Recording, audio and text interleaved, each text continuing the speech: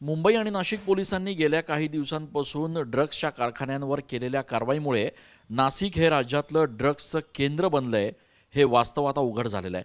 या संपूर्ण विषयाला सगळ्यात पहिले ज्यांनी वाचा फोडली आणि सभागृहात हा सेन्सिटिव्ह विषय मांडला त्या भाजपच्या आमदार देवयानी फरांदे सध्या आपल्यासोबत आहेत. फरांदेताई, खूप खूप स्वागत आपलं TV 9मध्ये.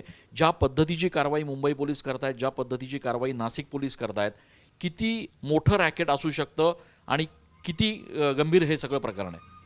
मी प्रथमतः मुंबई पोलिसांचं मनापासून अभिनंदन करेल की बेधडक येऊन त्यांनी ह्या ठिकाणी ही सगळी कारवाई केली आणि गेल्या वर्षभरापासून मी ह्या विषयावरती सातत्याने वाचा फोडत आहे. शाळेच्या निगडीत हा शाळेपर्यंत आज नाशिकमध्ये शाळा महाविद्यालयांपर्यंत ड्रग्सचा विषय पोचलेला आहे. लहान लहान 8वी 9वी 10वीतली मुलं आज ड्रग्स घेत आहेत काही ठिकाणी असं लक्षात आलेलं आहे. कुठल्या शाळेच्या भोवती हे चालू आहे हे मी नाशिक पोलीस आयुक्तांच्या लक्षात आणून दिलेलं होतं. नाशिक पोलिसांच्या संबंधित अधिकाऱ्यांच्या लक्षात आणून दिलेलं आहे.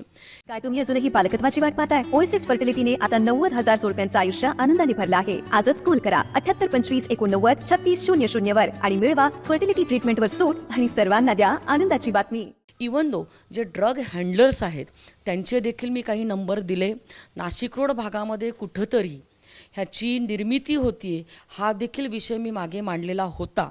परंतु सदर विषयाला गांभीर्याने न घेता नाशिक पोलिसांनी ह्याच्यावरती कारवाई केली नाही. मी दिलेले फोन नंबर्स त्याच्यावरती नाशिक पोलीस आयुक्तांनी काय कारवाई केली, खरं तर त्यांनी ह्या 2 दिवसांमध्ये जाहीर करायला पाहिजे होतं. त्यांना अटक झाली का, त्यांच्यावरती कारवाई झाली का, आणि जर अशा एखादा जरी सूत्रधार त्यातला सापडला, त्याचा जर CDR काढला तर कोण ड्रग्ज घेतं आहे आणि कोण ड्रग्ज विकतं आहे हे काढणं आणि बघणं हे खूप सोपं आहे. नाशिकमध्ये छोट्या छोट्या कारणांवरून जे खून घडत आहेत त्याही विषयांमध्ये मी DCP क्राईमना सांगितलेलं होतं की आपण जेव्हा कुठला तरी अशा पद्धतीची गुन्हा घडतो तेव्हा आपण त्याने काही अल्कोहोल वगैरे घेतला आहे की आपण चेक करतो. पण आता दारूच्या पुढे जाऊन त्यांनी अंमली पदार्थ घेतलेले आहेत का हे चेक करण्याची आवश्यकता आहे. आणि तसं सिव्हिल हॉस्पिटलशी बोलून त्यांना पत्र देऊन तुम्ही त्या गुन्हेगारांनी अंमली पदार्थ घेतलेला आहे का त्यांची नार्कोटिक्सची टेस्ट करावी असं देखील मी त्यांना सांगितलेलं होतं. मी 2 ते 3 वेळा अशा पद्धतीचे नंबर दिले नाशिक पोलिसांना, परंतु त्याच्यावरती कुठली कारवाई झाली हे मला समजलं नाही. 2 वेळा मी अधिवेशनामध्ये हा विषय मांडला. राज्याचे उपमुख्यमंत्री ह्या विषयावरती प्रचंड गंभीर आहेत आणि आता नाशिक पोलिसांवरती खूप मोठी जबाबदारी येऊन पडलेली आहे. कारण नाशिकची तरुण पिढी बर्बाद ह्या विषयांमुळे होत आहे. लहान मुलं घेत आहे आणि सगळ्यात महत्त्वाचं की खूप महिनाभर कष्ट केल्यानंतर ज्या मुलांना 15,000 रुपये मिळू शकत नाही त्यांना ह्या ड्रग्सच्या व्यवसायामधून 2 लाख 3 लाख 5 लाख रुपये मिळू शकत आहेत आणि त्यामुळे तरुण वर्ग मोठ्या प्रमाणामध्ये ह्या धंद्याकडे वळतो आहे. पण एकूणच आपण सभागृहात ज्यावेळेला हा विषय मांडला त्यावेळेला उडता पंजाबप्रमाणे उडता नाशिक असा आपण उल्लेख केला होता. या सगळ्या रॅकेटमध्ये काही पोलीस कर्मचारी देखील असल्याचं धक्कादायक वास्तव्य ऐकायला येत आहे.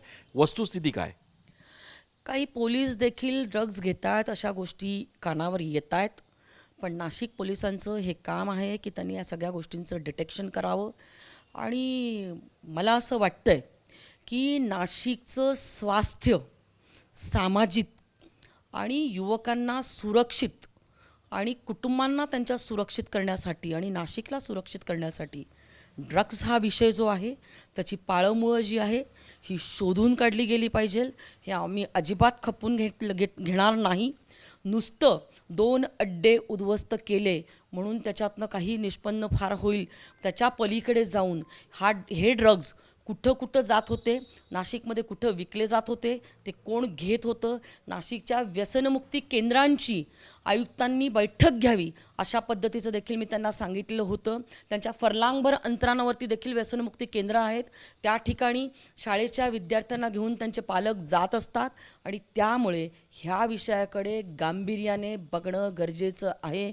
जो अधिकारी ह्या विषयाला गांभीर्याने घेणार नाही त्यांना आम्ही खपून घेणार नाही. एकूणच या सगळ्या प्रकरणाचा मेन फोकस सोडून आता त्याच्यावर राजकारण सुरू झालेले नाना पटोले काल म्हणतात की काही स्थानिक आमदारच याच्यामध्ये सहभागी आहेत, त्यांचंच कनेक्शन आहे. कसं बघता याच्याकडे? माझी सगळ्यांना ह्याच्यामध्ये हात जोडून विनंती राहील की ह्या विषयाला राजकीय वळण देऊ नये. कोण आमदार असेल त्याचं नाव जाहीर करावं, पुरावे द्यावेत. परंतु नाना पटोलेंनी विरोधी पक्षनेता म्हणून ही मागणी करायला पाहिजे होती की नाशिकला सुरक्षित करा. विरोधी पक्ष म्हणून देखील त्यांनी ह्या विषयाच्या बाबतीमध्ये कणखर भूमिका घ्यायला पाहिजे होती. आणि मी सर्वच राजकीय पक्षाच्या नेत्यांना विनंती करेन की ह्याला राजकारण कडून बघू नये. ह्याच्याकडे कोणाच्या कुठल्या पक्षाचं आता महाराष्ट्रामध्ये सरकार आहे हे बघू नये. 3-4 वर्षांपासून ह्या ठिकाणी निर्मिती ह्या ड्रग्सची होत होती. त्यामुळे नाना, एवढंच मी त्यांना सांगेल की ह्या विषयाकडे आपण सगळे राजकीय लोक एकत्रित येऊन, सर्व पक्षाचे लोक एकत्रित येऊन, मी तर सगळ्यांना आव्हान करेल, आपण बैठक घेऊ. ज्यांना ज्यांना असे काही अड्डे माहिती असतील ते आपण पोलिसांना सांगूया, नाहीतर आपण स्वतः जाऊन त्या ठिकाणी उद्ध्वस्त करूया. एक शेवटचा प्रश्न. सुरुवातीला ज्यावेळेला आपण सभागृहात आवाज उठवलात, पोलिसांना सगळे डिटेल्स दिले, त्याच्यानंतर कुठलीही कारवाई झाली नाही. आता ललित जो पाटील आहे त्याला पकडल्यानंतर हा संपूर्ण प्रकार प्रकाश होतात आलेला आहे. किमान आता या संदर्भात काहीतरी आपल्याकडनं पुन्हा एकदा फॉलोअप घेतला जाणार आहे का? गृहमंत्री असतील, देवेंद्रजी असतील, यांच्याशी या संदर्भात बोलून पुढची काही कारवाई केली जाणार आहे का? निश्चित स्वरूपामध्ये इतके दिवस जर एवढा हा कारखाना चालू होता नाशिक रोड पोलीस स्टेशनच्या फरलांगभर अंतरावरती तरी, आणि तिथनं ड्रग्सचं विक्री होत असेल, तर पोलिसांना तिथल्या कर्मचाऱ्यांना थोडाफार सुगावा तर असायलाच पाहिजे. आणि जो काही गुप्तचर विभाग असतो त्याला देखील ह्याची माहिती असायला पाहिजे. आणि ह्या सगळ्या विषय जे आहेत हे गृहमंत्र्यांपर्यंत पोचलेले आहे. ते देखील ह्या विषयामध्ये खूप सिरियस आहे आणि ह्याची उत्तरं नाशिक पोलिसांना द्यायला लागणार आहेत. खूप खूप धन्यवाद भाजपचे आमदार देवयानी फरांदे, ज्यांनी सर्वप्रथम हा विषय सभागृहात देखील मांडला होता. पोलिसांना या संदर्भातले सगळे डिटेल्स देखील दिले होते. कारवाई मात्र त्यावेळेला झाली नव्हती. आता ज्या अनुषंगाने ही संपूर्ण कारवाई होती तिला अजून बळकट करण्याची खरं तर आवश्यकता आहे आणि या संदर्भात हा लढा असाच सुरू राहील अशा पद्धतीचा विश्वास त्यांनी व्यक्त केला आहे. कॅमेरा पर्सन प्रसादसह मी चंदन पूजाधिकारी, TV9 मराठी.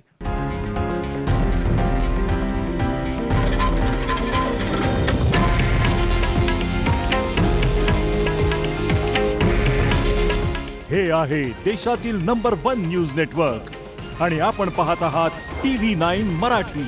काळजी तुमची, हित महाराष्ट्राचं.